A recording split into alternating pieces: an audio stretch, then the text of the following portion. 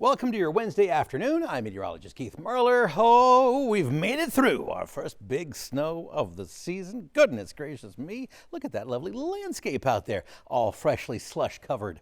A little icy perhaps for some, and certainly gusty and certainly frozen. And now that we're frozen, we're not going to unfreeze for a while. Some would call that a thaw. That being said, what did we see? Well, specific totals you can find by clicking around here. Not around me, but around here on Fox Local, and we'll have updated totals throughout the afternoon as they come rolling on in. Officially 3.1 inches of snow as of 7 a.m. at the airport. We didn't see much after that, but that might be revised.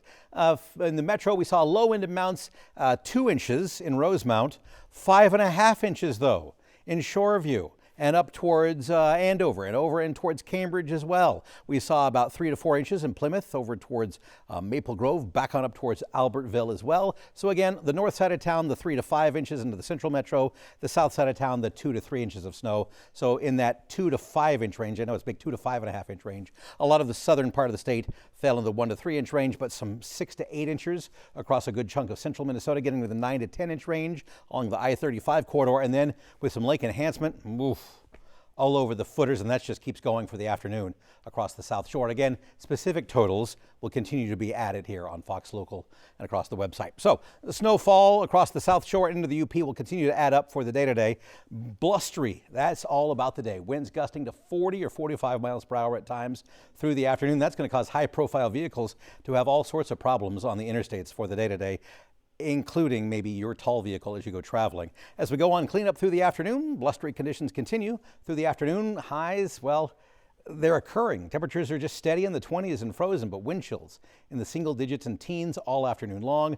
We start to settle the breezes down overnight tonight. And your Thanksgiving, still a little breezy, but certainly not as gusty. You can call it quiet if you'd like. It's all right. Certainly brighter. Patchy sunshine into your Thanksgiving proper.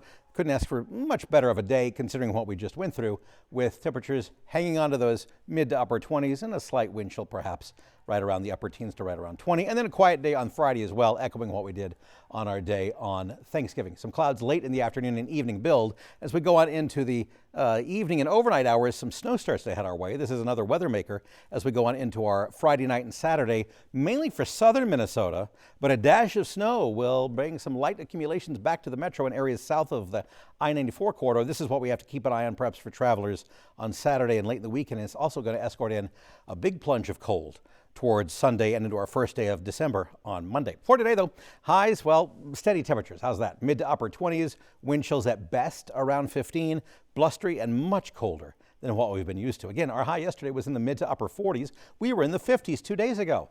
Day one of the freeze.